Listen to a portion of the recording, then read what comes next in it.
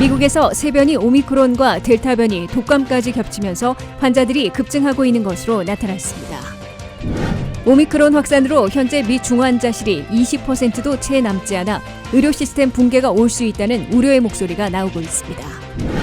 레리 호건 메릴랜드 주지사가 코로나 양성 판정을 받았고 워싱턴 DC에서는 실내 마스크 쓰기와 공무원들의 백신 접종을 의무화한다고 밝혔습니다. 모더나 부스터샷 접종 시 오미크론 방어 효과가 최고 83배나 높아지는 것으로 나타났습니다. 바이든 더 나은 미국 재건 법안이 민주당 독자 가결에 열세를 지고 있는 조 맨신 상원의원의 반대 공표로 좌초될 가능성이 높아지고 있습니다. 시청자 여러분 안녕하십니까? 워싱턴 뉴스 투데이입니다. 미국에서 새 변이 오미크론과 델타 변이 독감까지 겹치면서 환자들이 급증하고 있어 새해 1월에 3중 불행에 강타당하지 않을까 우려되고 있습니다. 그럼에도 중증 발병과 사망 위험은 상당히 막아주고 있는 것으로 보이는 부스터샷 접종은 대상자의 30%, 전체 인구에서는 6명당 1명꼴에 그치고 있어 연방과 지역 보건당국을 긴장시키고 있습니다. 박남주 기자가 보도합니다. 미국이 2021년을 보내고 2022년 새해를 맞는 연말연시에 3중 불행이 덮치고 코로나 5차 확산에 빠질 위기에 직면하고 있습니다. 미국에서는 오미크론이 하루 반나절마다 2배씩 급증하고 있을 뿐만 아니라 아직 지배종인 델타 변이도 기승을 부리고 있는 데다 독감까지 겹치면서 환자들이 급증하고 있습니다. 미국 내 코로나 감염 환자들은 하루에 15만 내지 17만 명으로 2주 동안 30%나 급증했으며 총 5,066만 명으로 늘어나 있습니다. 중증으로 발병해 입원한 환자들은 2주 만에 20% 이상 증가해 하루 평균 7만 명에 육박하고 있습니다. 더욱이 사망자는 하루에 1,300명씩 늘어나 15% 증가하면서 총 80만 명을 넘어섰습니다. 미국 내 코로나 감염자들의 97%는 아직 델타 변이가 차지하고 있고 오미크론은 3%지만 오미크론은 하루 반나절마다 2배씩 기하급수적으로 급증하고 있습니다. 특히 뉴욕과 뉴저지, 텍사스, 휴스턴 등 일부 인구 밀집 지역들은 오미크론이 차지하는 비율이 13%를 넘어 전국 평균의 4배 이상을 기록하고 있습니다.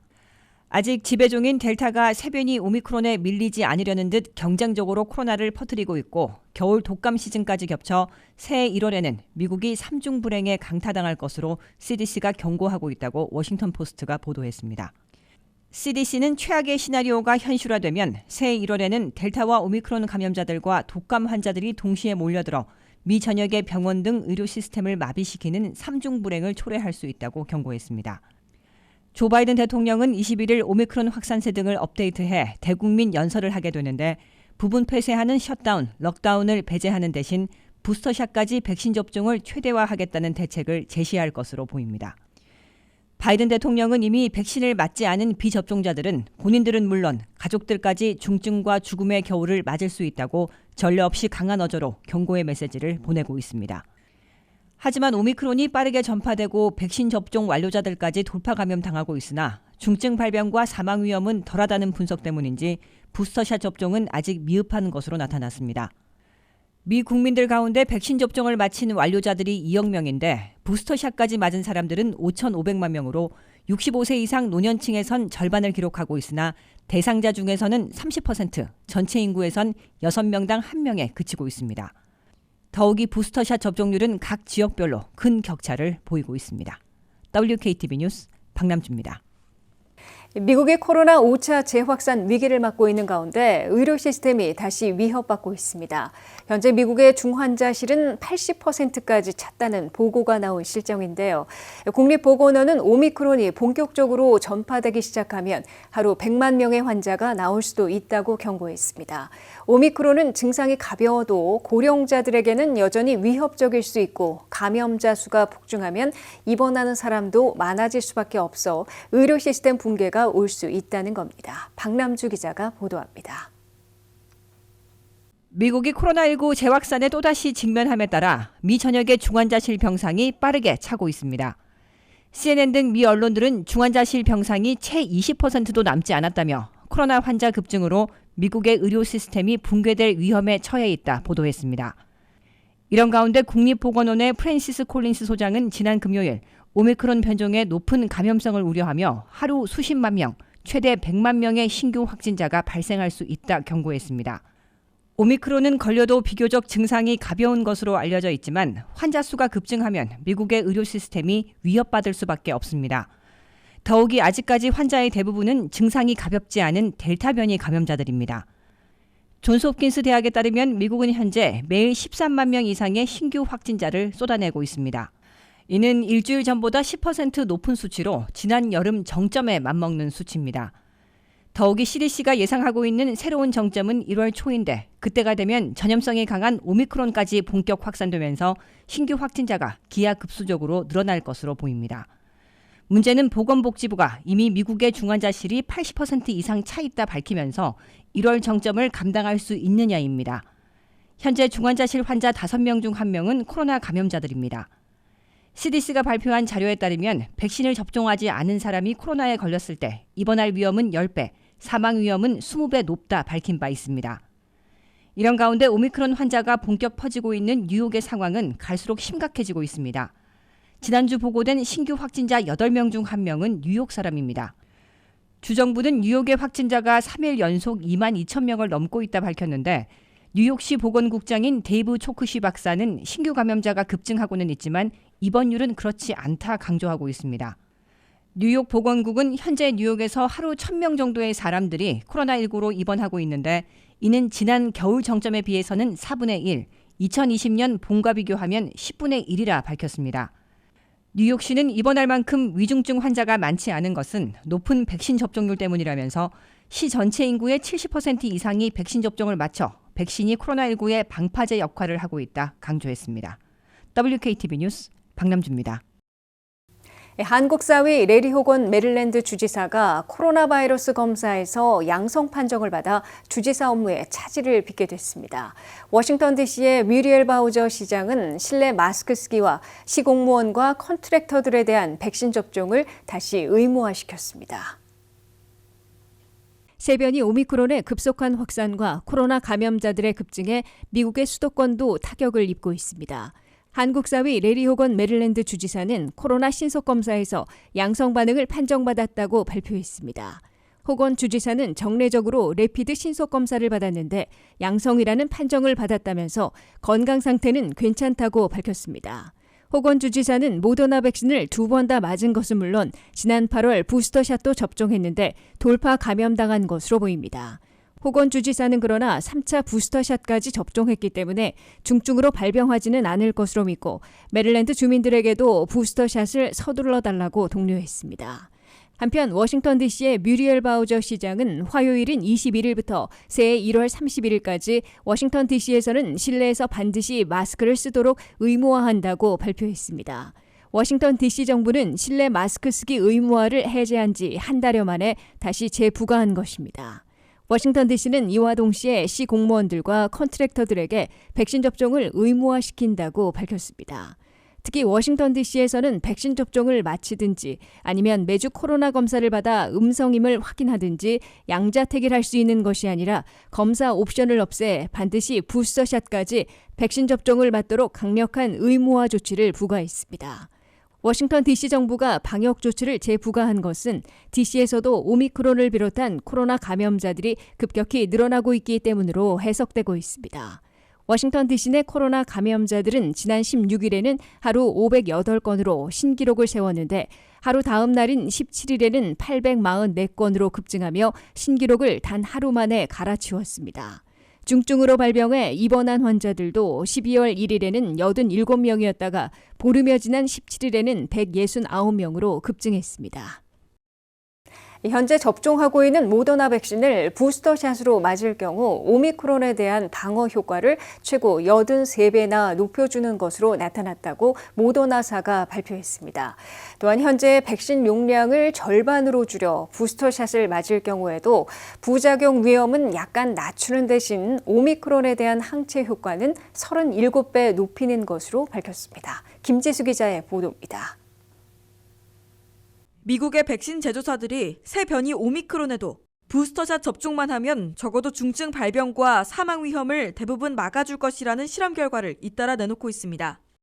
특히 2번 맞은 현재까지의 접종 완료로는 시간이 4개월 이상 지나 거의 방어 효과를 볼 수 없으나 3차 부스터샷만 맞아도 돌파 감염까지 피하지 못하더라도 중증 발병과 사망은 충분히 막아주고 있다고 백신 제조사들은 강조하고 있습니다. 더욱이 백신 제조사들은 오미크론을 타겟으로 하는 새로운 부스터 백신을 제조하기에 앞서 현재 맞고 있는 백신을 그대로 3차 부스터샷으로 접종해도 항체 효과를 대폭 높이는 것으로 실험 결과 확인됐다고 제시하고 있습니다. 모더나는 현재 백신을 1, 2차와 같은 용량인 100mg으로 3차 부스터샷을 맞은 경우 오미크론에 대한 항체 효과를 83배나 다시 높여주는 것으로 나타났다고 밝혔습니다. 또한 절반 용량인 50mg을 부스터샷으로 접종한 경우 오미크론에 대한 항체 효과를 37배 높이는 것으로 확인됐다고 설명했습니다. 모더나 백신을 100mg이나 50mg을 주사하는 경우 부작용의 차이는 그리 크지 않다고 강조했습니다. 이는 부작용 우려가 낮은 계층에는 부스터샷 용량을 100mg으로 높이도록 승인해주고 부작용이 취약한 계층에는 50mg으로 부스터샷을 맞도록 함으로써 오미크론에 감염되더라도 중증 발병과 사망 위험은 대부분 막아낼 수 있다는 설명으로 해석되고 있습니다. 모더나 백신은 현재 3차 부스터샷을 접종할 경우 50mg을 사용하도록 FDA가 승인한 상태입니다. 화이자 백신도 현재 백신을 그대로 3차 부스터샷으로 추가 접종해도 면역 효과를 대폭 높일 것이라고 발표한 바 있습니다. 이를 토대로 한 듯 대통령 의료자문인 앤서니 파우치 박사는 최근 새 변이 오미크론만을 겨냥한 새로운 부스터 백신이 필요하지 않을 수 있으며 현재 화이자와 모더나 백신을 3차 추가 접종하면 충분하다는 입장을 밝혔습니다. 다만 화이자와 모더나는 오미크론만을 겨냥한 새 부스터 백신과 여러 변이에 대응하려는 다기능 부스터 백신을 개발하고 있으며 새해 1월에는 임상실험에 착수할 것이라고 밝히고 있습니다. WKTV 뉴스 김지수입니다. 2조 달러를 투자하려는 바이든 더 나은 미국 재건 법안이 민주당 독자 가결에 열쇠를 쥐고 있는 조 맨신 상원의원 반대 공표로 좌초될 가능성이 높아지고 있습니다. 척 슈머 민주당 상원대표는 새해 초 수정안을 상원 본회의에 다시 상정할 것으로 약속했으나 총 규모를 추가 축소하며 사회복지 프로그램의 가지수를 줄이는 등 전면 개편해야 할 것으로 지적되고 있습니다. 한면태 기자가 보도합니다. 2조 2천억 달러를 투자해 사회복지를 확충하고 기후변화 대처를 위한 에너지 전환에 착수하려는 바이든 더 나은 미국 재건 법안이 단순히 연내 확정만 무산된 게 아니라 법안 자체가 좌초될 위기에 빠졌습니다. 연방 상원에서 민주당의 독자 가결의 열쇠를 쥐고 있는 조 맨신 상원의원이 현재 내용 그대로는 바이든 더 나은 미국 재건 법안에 투표할 수 없다고 공표해 바이든 백악관과 민주당에게 결정타를 가했습니다. 조 맨신 상원의원은 팍스뉴스 선데이에 출연해 물가 급등과 국가 부채 급증의 우려가 해소되지 않은 상황에서 현재의 버전으로는 더 나은 미국 재건 법안에 찬성표를 던질 수 없다고 공표했습니다. And I cannot vote to continue with this piece of legislation. I just can't. I've tried everything humanly possible. I can't get there. 조 맨신 상원의원은 인간적으로는 할 수 있는 모든 노력을 다했으나 우려를 해소하지 못해 찬성표를 던질 수 없다며 조 바이든 대통령이나 척 슈머 상원 대표와의 협상 중단까지 선언했습니다. 이에 대해 백악관은 이례적인 일요일 성명까지 발표하며 최근까지도 본인이 원하는 요구사항을 백악관에 제출하고 논의를 계속해오다가 갑자기 방송에 나와 결렬을 선언한 것이어서 대통령과의 합의와 본인 스스로의 약속을 깬 것이라고 성토했습니다. 연방 상원 다수당 대표인 척 슈머 민주당 상원 대표는 바이든 더 나은 미국 재건 법안을 일부 수정해 2022년 새해 초에 상원 본회의에서 다룰 것이라며 결코 포기하지 않을 것임을 다짐했습니다. 하지만 감세 조치를 포함하면 10년간 2조 2천억 달러를 투자하려는 바이든 더 나은 미국 재건 법안은 하원에서 가결되고도 상원에서 민주당의 결집에 성공하지 못해 무산 위기에까지 내몰렸으며 이를 되살리려면 대폭 손질을 할 수밖에 없어진 것으로 간주되고 있습니다. 조 맨신 상원의원은 지금까지 40년 만에 물가 급등과 30조 달러에 육박한 국가 부채 급증을 내세워 1조 8,500억 달러 규모를 1조 5천억 달러 이하로 더 줄여야 한다고 요구해왔습니다. 특히 부양자녀 현금 지원인 차일드 텍스 크레딧을 1년 더 연장하는 데 1,850억 달러를 배정하고 있으나 전체 규모를 낮추기 위한 속임수 숫자 게임으로 보인다고 비판하고 1년 아닌 단연 연장으로 바꾸되 다른 사회복지 프로그램 가지수를 줄여야 한다고 강조해왔습니다. 민주당 상원의원 50명 가운데 조맨신 상원의원 1명만 반대해도 독자 가결할 수 없는 상황이어서 조 바이든 대통령이나 척 슈머 상원 대표가 새해 1월 10일 연방의회가 문을 다시 열 때에 더 나은 미국 재건 법안을 되살리려면 추가 양보해야 할 것으로 예상되고 있습니다. 현재로서는 차일드 텍스 크레딧을 수년간 연장하는 대신에 국가유급 휴가제 도입을 포기하고 홈케어 예산도 추가 축소 또는 아예 삭제해 총 규모를 1조 5천억 달러 이하로 줄이는 대폭적인 개편이 불가피해질 것으로 예고되고 있습니다. WKTV 뉴스 한면택입니다.